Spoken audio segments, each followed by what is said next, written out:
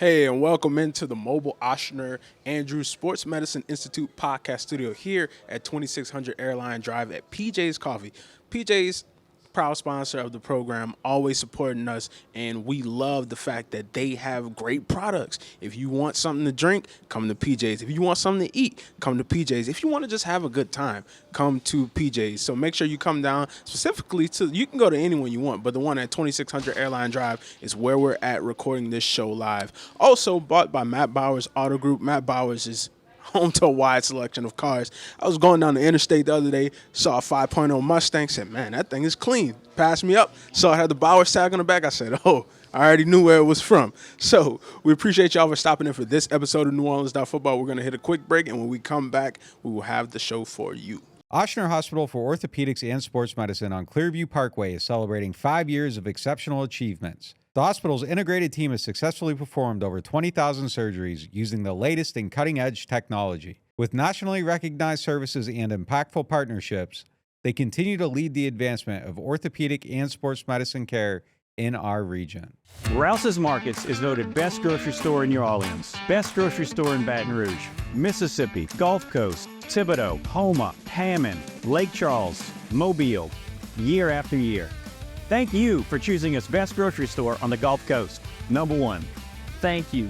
Thank you. The number one grocery store In Mississippi, Alabama, Louisiana. 1 million customers a week can't be wrong. Welcome to Rouse's. The NewOrleans.Football show is proudly presented by PJ's Coffee. PJ's Coffee has some of the best drinks that you can find. They have locations all over the city. They have pastries and everything else you need to get your day started. So go check them out. NewOrleans.Football is proudly sponsored by Urban South Brewery, the makers of Paradise Park Lager. I love supporting local breweries, and when looking for a refreshing, easy drinking beer, I always recommend Paradise Park. In fact, I think it might be the best game day beer out there. If you want something a little lighter, try Paradise Light. It's everything I love about Paradise Park with just 96 calories and 2.6 carbs. And if you're looking for a family-friendly place to watch the game, I'd recommend Urban South's Tap Room in the Lower Garden District. They've got 15 TVs, 30 unique beers on tap, and mouth-watering urban smash burgers. The whole family will want to make Urban South their new living room, because at Urban South, they take laid back seriously. Looking for the best insurance coverage at the lowest price? Look no further than Chabert Insurance, the Earhart Agency. They are a local independent insurance agency right here in New Orleans, specializing in home, flood, and auto insurance. Their agents are born and raised in the area and understand our community's unique needs and the homeowners insurance crisis our residents are currently in. At Chabert Insurance, the Earhart Agency, their dedicated team will shop every available carrier in the market, ensuring you get the most comprehensive coverage at the lowest possible price. They know your time is valuable, which is why they work diligently to provide you with the quotes as soon as possible. Why settle for less when you can have the best? Trust Chabert Insurance, the Earhart Agency, to protect what matters most to you. I do. I've been a client of theirs since 2021. When we couldn't find someone to insure our house because of the big oak tree growing over top, Chabert worked until they found someone that would work with us and give us the protection that we need to feel safe in our new home. Call them today at 504-326-6526 or visit them online at Protected by Chabert. That's 504-326-6526. Chabert Insurance, the Earhart Agency, your local insurance experts. Hardhide Ponchatoula Strawberry Whiskey is an 86 proof blend of aged wheat bourbon, American light whiskey, and fresh Ponchatoula strawberries. Blended in New Orleans, it is not for the thin-skinned. Look for it in your favorite stores, bars, and restaurants. NewOrleans.Football is proud to be sponsored by Firehouse Subs. Make sure you check out their location on Veterans Boulevard. Attention Saints fans, don't let pests and termites invade your home field. Trust the team at Red Pest Solutions to tackle those unwelcome visitors. Call the Red Man today for unbeatable pest and termite control. Score peace with no pest. Visit redpest.com, REDDPEST.com. All right, let's get into the show.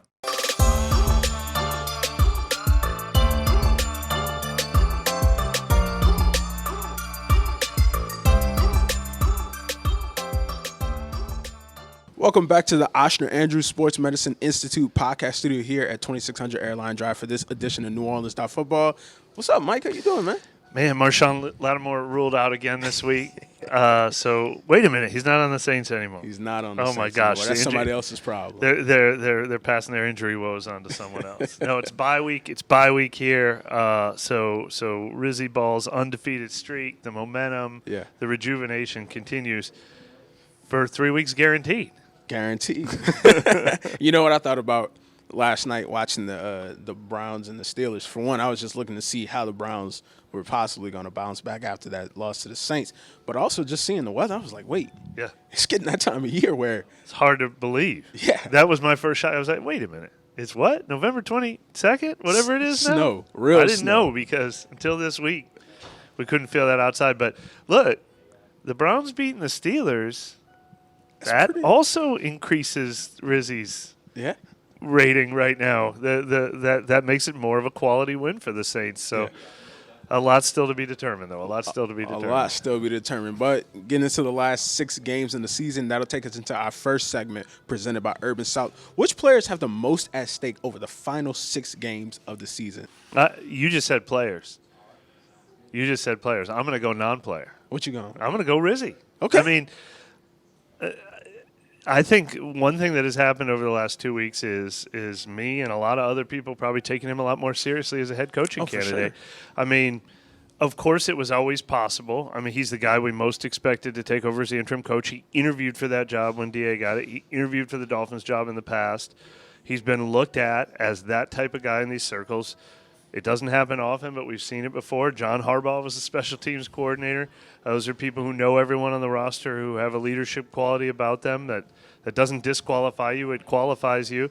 But, it's a hard road for an interim head coach. Even if you do well, like Steve Wilkes, like another special teams coordinator, Rich Bisaccia with the Raiders and Derek Carr, you still have to beat out the fact that they get the entire pool of candidates. They can bring in Bill Belichick and interview him if they want. They can bring in every hot young coordinator and bring them in. So he's got a field that he's got to compete against. But, man, has he really hit the ground running. If he can prove this is for real and continue this and get some quality wins against a Rams or a Packers or a Buccaneers, I think you got to win at least 4 of these games that we have left on the schedule, which would make him 6-2 overall.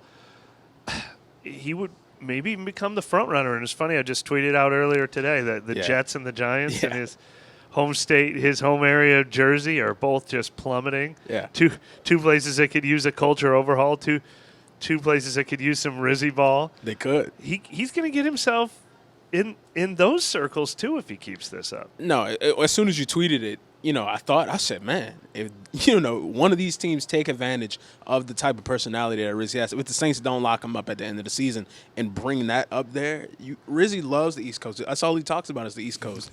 And you put him up there, I mean, look, somebody's going to be able to bottle that up and turn it into some wins. But down here right now, hopefully he gets, we'll see what happens at the end of the season. But from what he's shown so far, he's in a position to get this job long term in my eyes. So I feel that Rizzy, he just is a game changer in terms of the energy he brings to the locker room, kind of his animated poise on the field. I know that's kind of contradicts himself, but as wild as he is, he's still getting the job done. He's not letting the emotions go too high where it just gets out of control. And man, Riz is.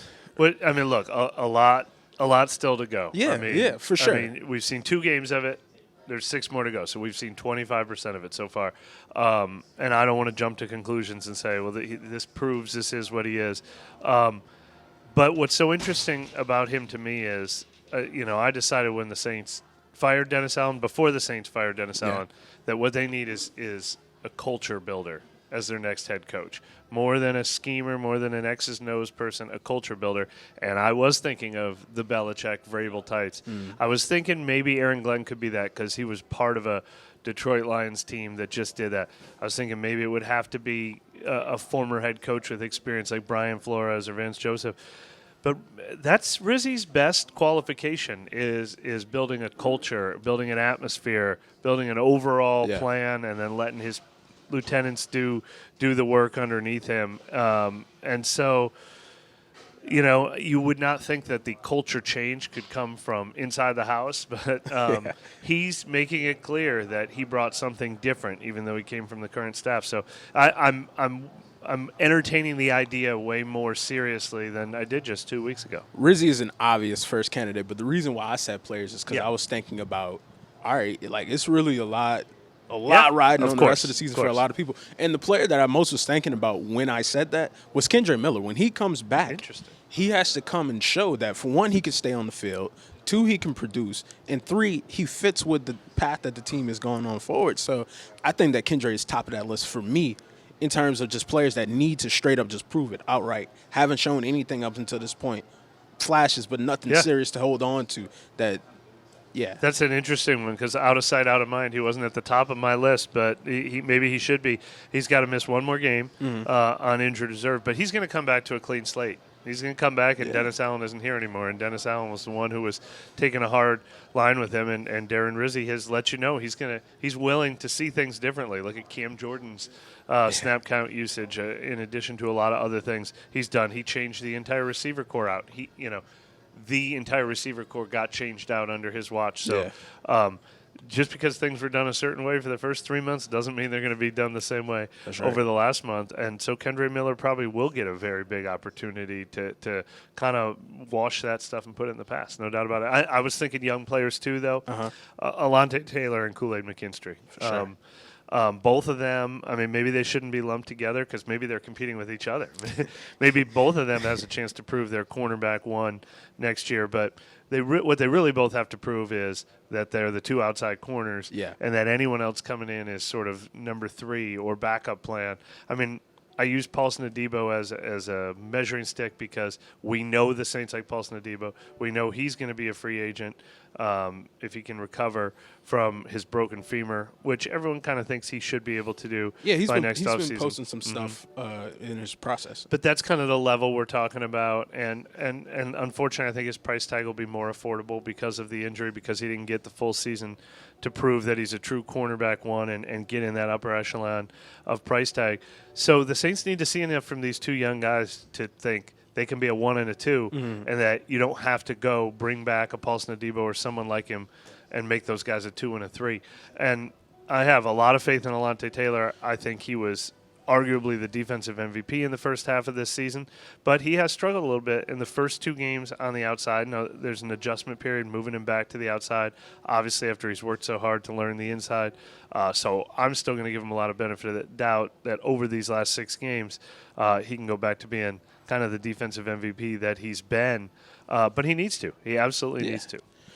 You speak on that, and it even has me thinking about if they bring somebody like Aaron Glennon, who is a defensive mind in the NFL, the players that are going to probably try to migrate wherever he goes just because of the talent and the culture that he has. So they're going to come and say, well, hey, if you're going here, well, I have a year or so left on my contract. I'm going to try to come down here and fit in too. So, yeah, those 2 need to solidify their spot before somebody else comes in and then other people come in following them. Kind of like Sean Payton in Denver. He went up there and waves. The Denver Saints? Yeah, waves of people went up there. So to prevent that from happening, they have to solidify their spot. Good point. Who else you got on your list? Also on my list, man, I think Carr. I think Carr has to be on the list in terms of keeping himself No question. keeping himself top of mind as the answer at least for another year. I think he needs to just continue to perform well like he's been doing so far this season. Like we talked about after Sunday's game, it's not a sin to say that he's average. And ride with that. Ride with that. He's an average quarterback. Yeah, look, he says he's playing the best football of his career. We broke it down earlier this week. The numbers back it up. He lumped in the last 5 games of last season when he had the best passer rating in the NFL. You add that together with what he's done this year. He's actually 8-5 as a starter over that stretch, which seems impossible because it feels like the Saints are like 3-10 over that stretch. But he's actually 8-5 as a starter dating back to last December. Second best passer rating in the league behind only Lamar Jackson. 71% of his passes he's completing, 27 touchdown passes, 5 interceptions. He is playing well. So I think at this point, I agree with you that Carr is high on this list with the most at stake because they have a big decision to make this offseason. Do you pay him another $40 million next year and keep him as your quarterback? But I would say a little different than the other people we've talked about. I think he's it's his job right now. Right. And he can probably only lose it or add doubt to that. I think the organization's faith in him, they're seeing some of the fruits of that. Now, look, it could potentially be a different coach. Could potentially be a different offense. Yeah. Could potentially be front office changes. So there's a lot that could still change before they have to make any decisions on Derek Carr by next March. But right now I would say it's an upset if he's not back. But it's absolutely a huge conversation. As I've said a bunch, I think he's being paid appropriately for what he is in the NFL. He's being paid like he's not a top 20 quarterback. That's just what quarterback salaries are like. But the Saints have to decide if they're a team that wants to have a $40 million quarterback or if they're a team that's going to rebuild a little bit. Doesn't feel like it right now, though. Who's another player that let's go with the offensive tackles, both of them. I mean, for sure. I shouldn't say Talifuaga has a lot at stake. He's one of my most fascinating players to watch because you want to see him continue. I mean, look, he just passed the Myles Garrett test. They gave him a lot of help in that game. But he still had to hold up on his own a lot, and Myles Garrett was really nullified in that game. That's just going to keep increasing his confidence. I would like to see by the end of the year that Talifuaga is solidified. Like hitting the ground running in year 2 as one of the top 10, top 5 players on this whole team. And I think he has the ability to do that as he continues to grow and develop. And then on the other side, obviously, Trevor Penning. He's a guy who could still get replaced. Maybe not in free agency with a big money guy, first round of the draft, but he has made some real strides and is starting to get a lot of recognition. He needs to prove he can keep building off that and make us feel even 6 games better about him after this season than we do now. And that's the point with Penning, why I didn't initially have them pegged on my list as, he can turn around his entire perception in these next 6 games, because you have to almost wash out 2.5 years worth of playing that we've seen on the field. And it's just like, I don't know if 6 games can completely change my mind, but so far this season, he's had highs, he's had lows, and those highs are just like, serviceable, able to play. But if you're in a position to draft a player who can come in and fight for that spot and come in with not as many warts as he had coming from a bigger school or something like that, then definitely roll with that in my eyes. Got anyone else? I was going to say Cam Jordan, just to continue his career renaissance to finish out these last 6 games, because I think that what we've seen over the last 2 games with him is that he can still go out there and have somewhat of an impact. Yeah. You know what I mean? He can sustain these 40-plus snaps that he's been playing. So I would like to see him just continue to prove people wrong in a certain sense. Continue to prove people wrong. It seemed like we were going to have to start preparing for this being his last year when he was down to 10 snaps a game. And that has already changed. He needs to keep that changing. I'll go with another guy at his position, Chase Young. He's a free agent. This was a 1-year kind of prove-it deal. He just had the biggest play of his year with the Saints under Rizzi when he forced that fumble late in the game to secure the win against Atlanta. Yeah. Had another half sack last week. If he can finish strong, continue on the pace he's been on, 1.5 sacks every 2 games for the last 6, what would that be, 4.5 more sacks? Yeah. I mean, the dollar amount will just go up and up and up, and I don't know if that'll be here or if that'll be somewhere else, but as far as pending free agents with a lot to prove, he's probably number 1 on the list. And then I'll also go with Clint Kubiak and the offensive staff, which is almost a pairing with Rizzi. They what a game they just had. I think that's, if they can keep that up down the stretch, it'll kind of wash that lull in the middle of the season. Yeah. Oh, well, they didn't have any offensive linemen. They had Spencer Rattler at quarterback. These guys are sharp. Now, the question is, does that help Rizzi get the job? Because it's like you get the whole staff along with Rizzi. Yeah. Does that help them be more marketable to either work for the next head coach here or somewhere else and get hired as an offensive coordinator? It's really interesting, but a lot to prove there for sure. No, for sure. I definitely feel like the offensive staff, they, with all the injuries and stuff, they had some lows, but now with Carr and Eric McCoy and different players coming back, they are going on more of a high. It's interesting that you brought up Fuaga, and I was thinking last night, even watching the Browns game, I was like, well, Fuaga was able to neutralize Myles Garrett. I think Myles Garrett had like 3 sacks last night. Now, the weather might have had a factor into that, but I was like, no, this guy's still – he's still that guy. He can still do the amazing stuff that Myles he does. Garrett is definitely still that guy.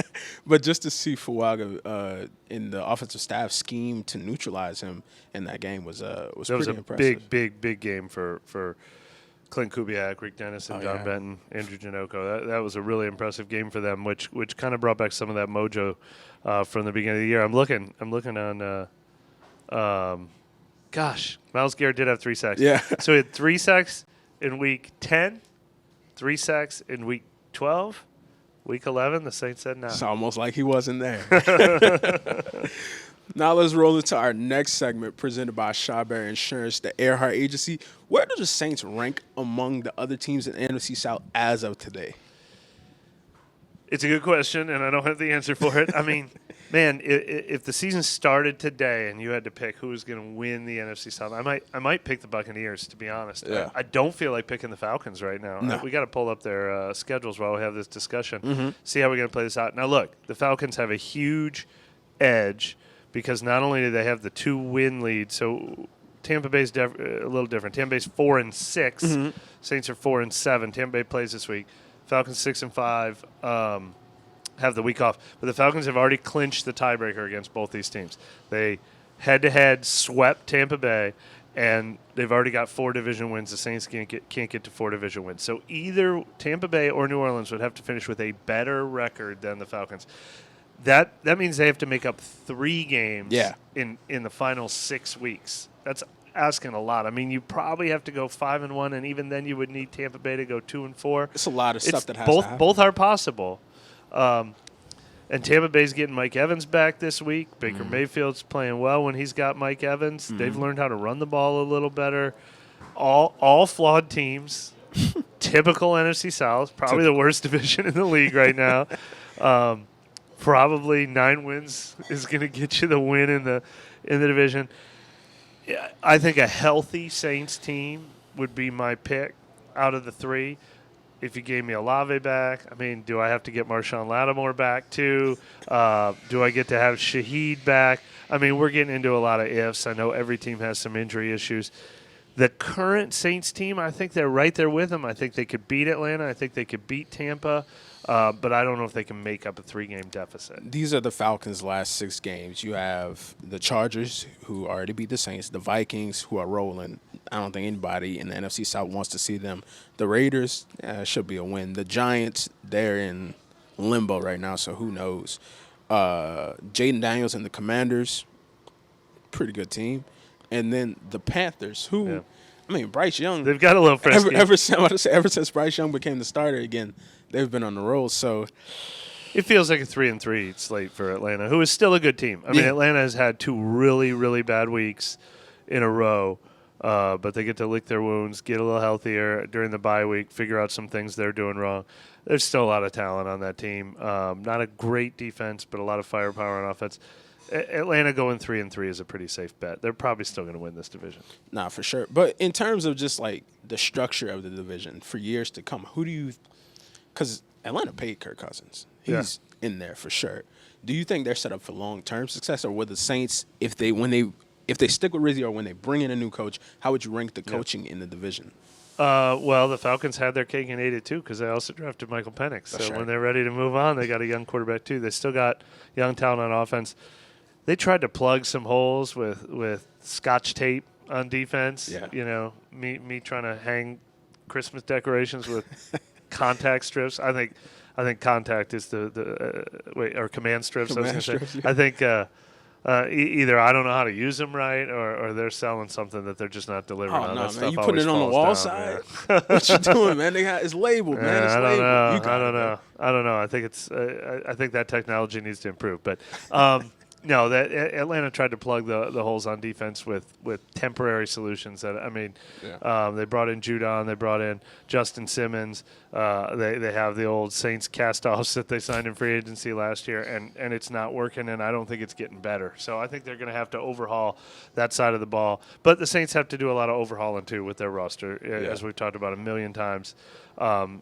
Saints could use an upgrade at every single position group, especially an influx of young talent, because Cameron Jordan and DeMar Davis and Tyrann Mathieu and Alvin Kamara can't last forever, even though shout out to Dr. JT working on a couple of those guys. Yeah. And we saw Alvin's process in the video you got to check out on YouTube that dropped today. He's trying to live forever. He's trying, man. He's doing his best. And Tampa Bay's kind of been in between too. They're still doing it with an older quarterback, not older quarterback in Baker Mayfield, but expensive quarterback. Obviously not a young rookie quarterback on a cheap contract. Mike Evans, an older player. Levante David, an older player. So I guess Atlanta is technically still the most set up for the future, but none of them feels like they're the next Detroit Lions. Nah, not a sure thing at all. And one thing that I was thinking about when we got the script is, man, every team in the division has been to a Super Bowl in like a 20-year span. The Saints have, the Falcons have, the Panthers. I think Tampa Bay went twice when Brady was there. Now, granted, that's the greatest of all time. But, it's funny, like, and this division is historically bad at points. But then one year you could have Saints are actually the ones slacking in that. Yeah. I mean, the Saints, they have the longest drought at 15 years. It's been a long time. But still, like, you had Cam Newton MVP, Matt Ryan a couple of years after that MVP. So the division, I mean, when they're punching. But as of right now, really don't know. Holding pattern right now.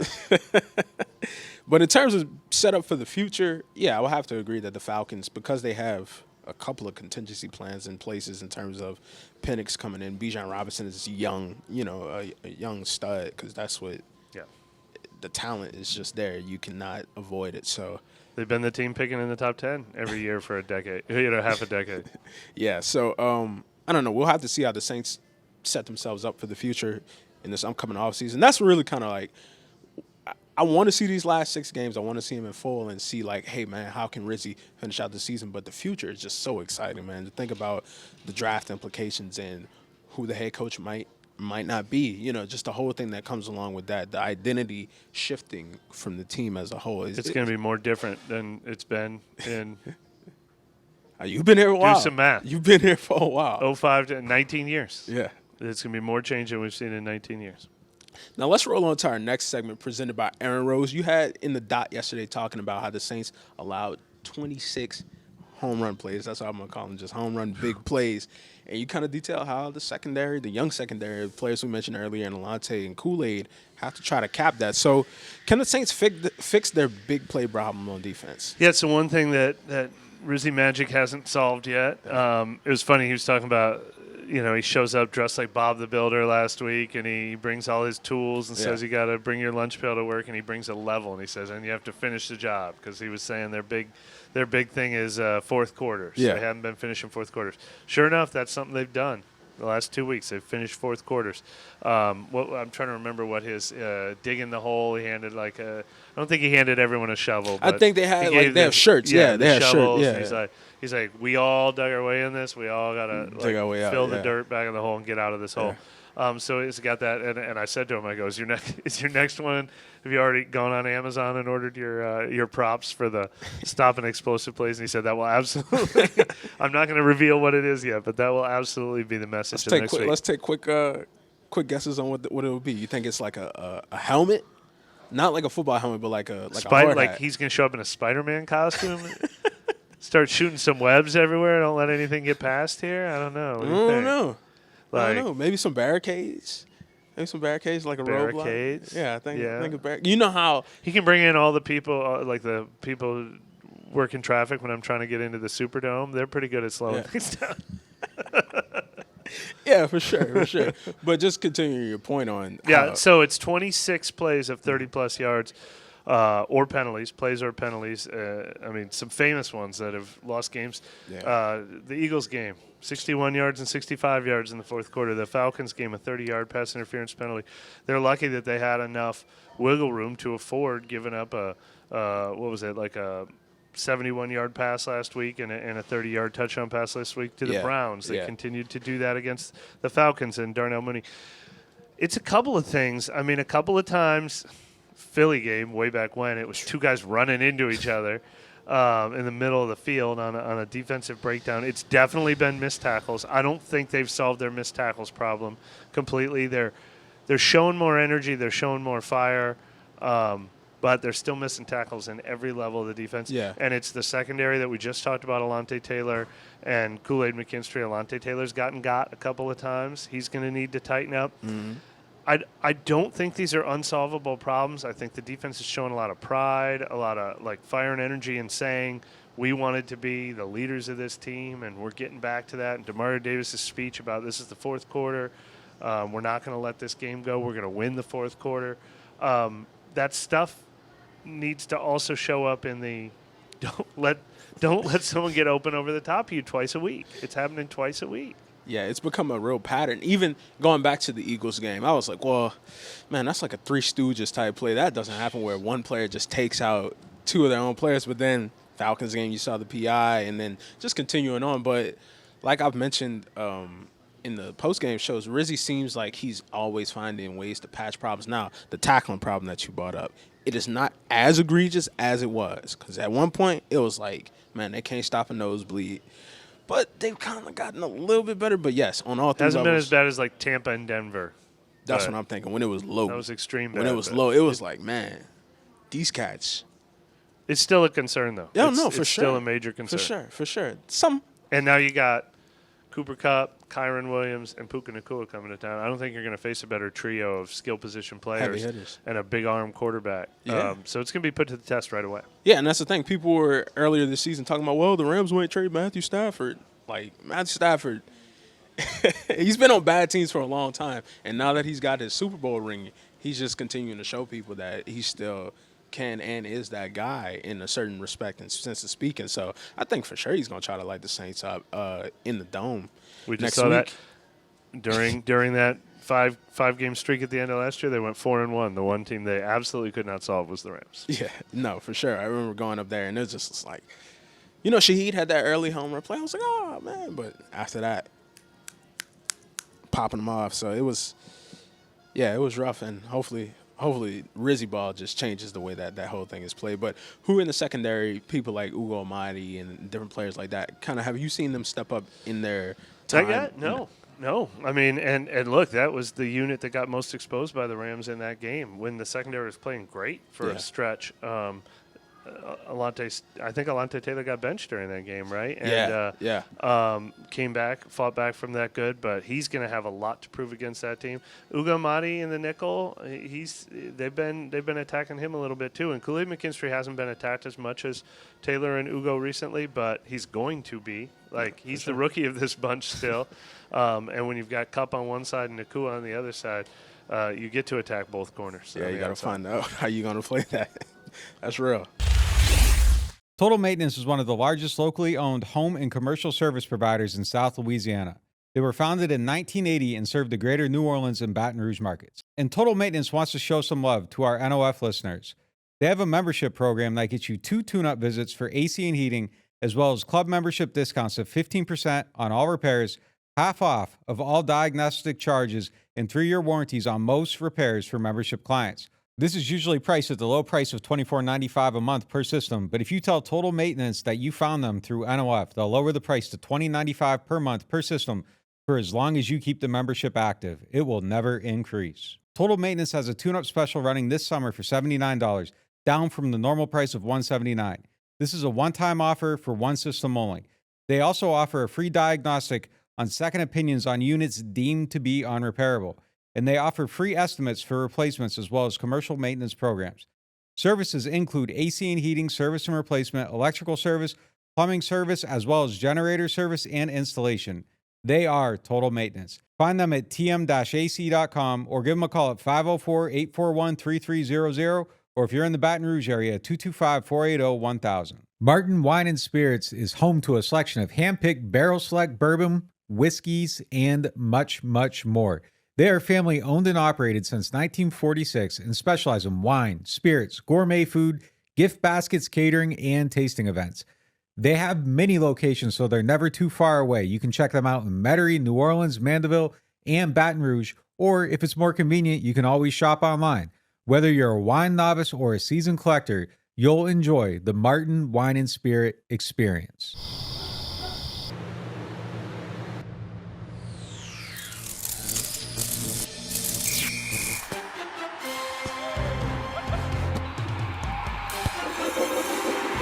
It's good! The Saints score! Saints score! smart. Score big with Saints Score. Win up to $100,000. Enter the second chance drawings for cool Saints prize packages. Play Saints Score scratch-offs from the lottery. Hey everyone, with the holidays creeping up faster than your aunt's fruitcake recipe, I've got something way better to share with you. If you want to look sharp for all those festive gatherings and maybe finally win that Best Groomed at the Family Dinner Award, check out the latest masterpiece from Manscaped, the Chairman Pro Electric Foil Shaver. Trust me, it's like Rudolph for your face, guiding you to a smooth, irritation-free shave. Head over to manscaped.com and join the over 11 million men worldwide who trust Manscaped by using code NewOrleans for 20% off and free shipping.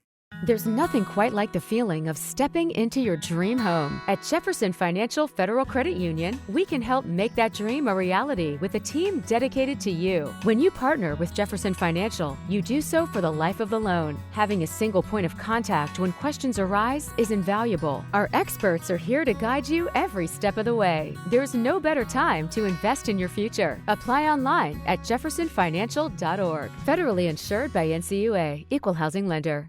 Whether you are a local New Orleanian or a fan in town for the game, get your pre- and post-game fired up at Aaron Rose. Local chaos and local love for the black and gold. Wake up and live with daily drink specials, mimosas, screwdrivers, Bloody Marys, and hot or frozen Irish coffees, all just $3 or $4 between 10 a.m. to 2 p.m. Aaron Rose, half a block from Bourbon Street in the French Quarter, 811 Conti Street. Welcome to the Queen Casino, where entertainment meets unparalleled customer service. From our days on the water to our new land experience overlooking the Mississippi River, our dedicated staff is here to ensure your visit is nothing short of exceptional. Whether you are coming or going, our well-lit parking lot and security team provide guests with red carpet treatment. Our security team keeps watch so you can focus on fun and fortune. From table to table, our attentive staff is here to serve up the ultimate experience. Join us at the Queen Casino. Your royal adventure awaits.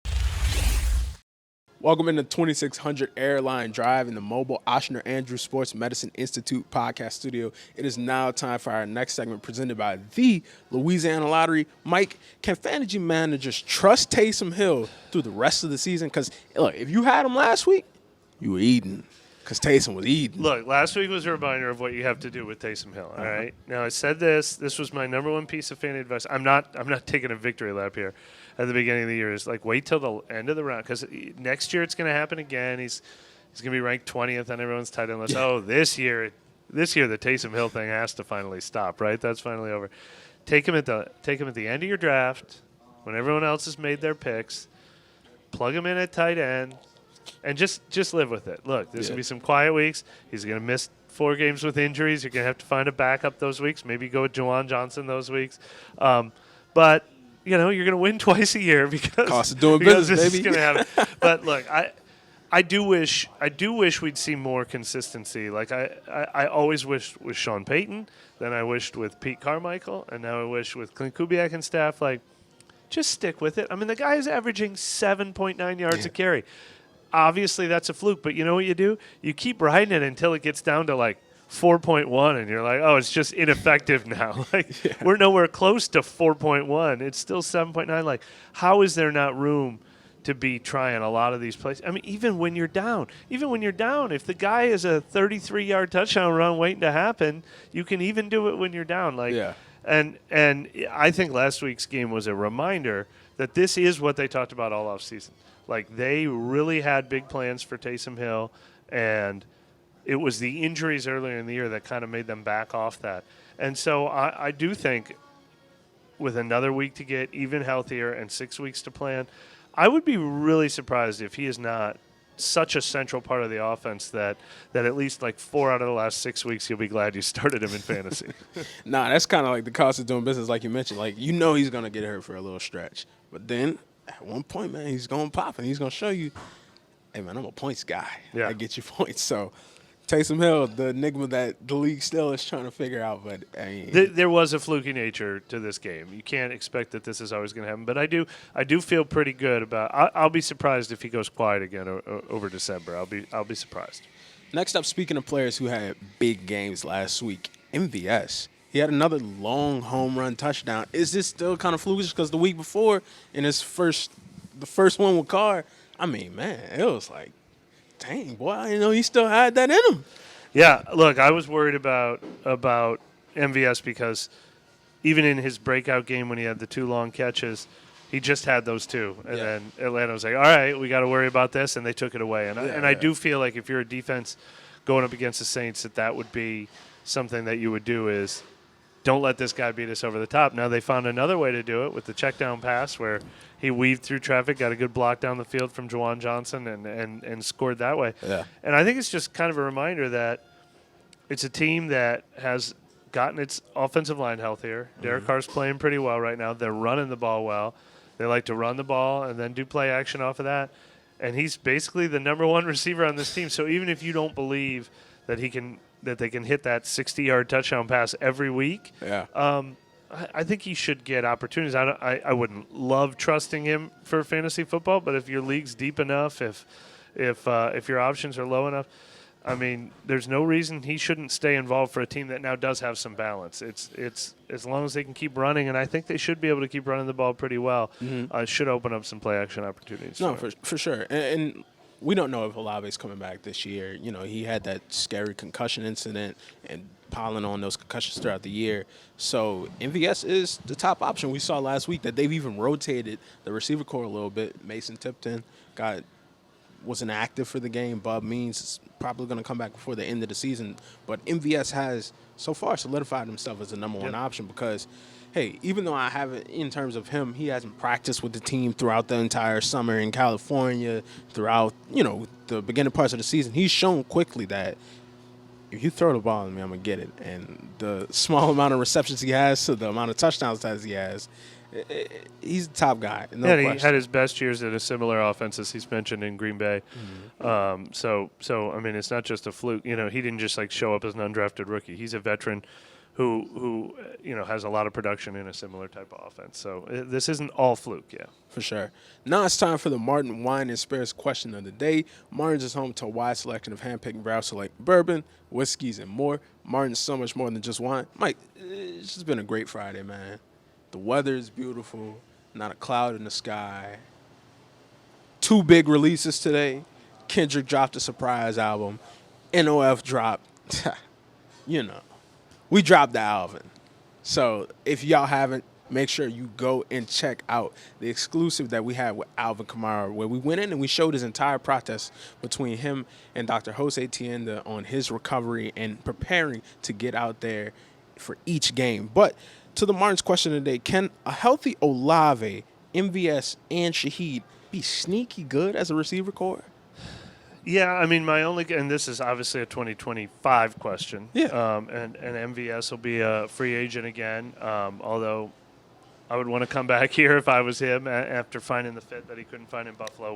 We still also don't know what offense they'll be running or who's running it.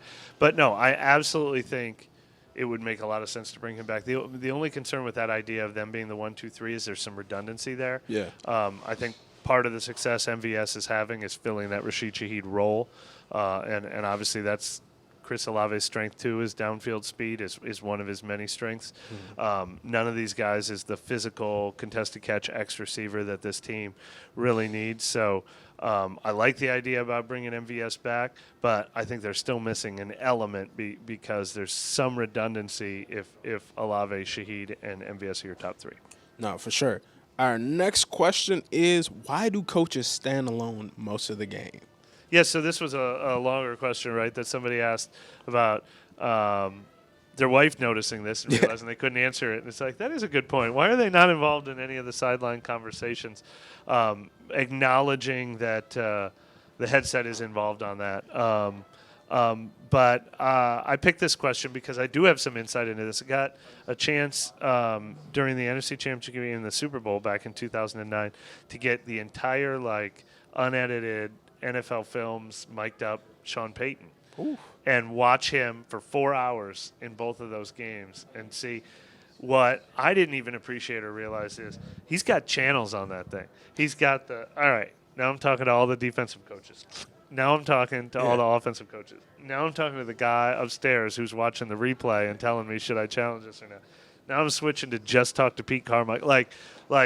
He is constantly having conversations through the headset. So it's not just like there is one like open channel, like if you're out on a boat and you're like, all right, turn to channel 13 so we can all talk to Sean Payton at once or whatever. So and it just never ends. I mean, it's 3rd and 11 on offense, and he says, Pete, all right, what play call do we like here on 3rd and 11? And before they even snap the ball, he's talking to the special teams coordinator about, hey, look, we're going to punt. We're going to try to pin him back deep. And he's talking to the defense about, like, hey, we're going to try to pin him deep on this next play, so I need you guys to – like he's thinking 3 steps ahead, and he is talking to the, hey, do we want to challenge this? Do you guys get a clear look? Do you get a clear look? You want us to call a timeout? Should I pull my red flag out? Like, so – even though the person is standing alone, they're communicating with everybody through that headset. It's very sophisticated. No, I mean, look, sometimes when certain people call plays or things happen during the game, I don't know if you want to be around the head coach. Because if you're within arm's reach and they get a hand on you, boy, you just don't know. But, yeah, that's really cool. It was interesting. And it's funny. So there wasn't a lot of actual in-person, like take the headset off and actually talk to a human. But there was one player who I also found out a lot about during those is – Sean Payton had very, very few like personal conversations with players in those 8 hours of footage we went through, except Jeremy Shockey would not leave him alone. Jeremy Shockey was so like hyper.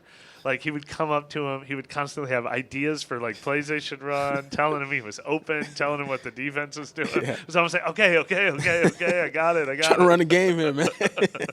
Nah, for sure. That'll do it for this edition of NewOrleans.Football. We appreciate y'all for stopping in today. Make sure that, like we mentioned earlier, you check out the Alvin Kamara video. It is a great video that was put together, and it was a real inside look on what it takes to get to the insight and access that him and Dr. JT gave us is my favorite thing about doing this job. Anytime you get behind the curtain, and that was about as much of a behind the curtain look as I've ever had the chance to get. So it was an awesome thing for us all to be a part of. Yep. Overtime is next. Catch you next time.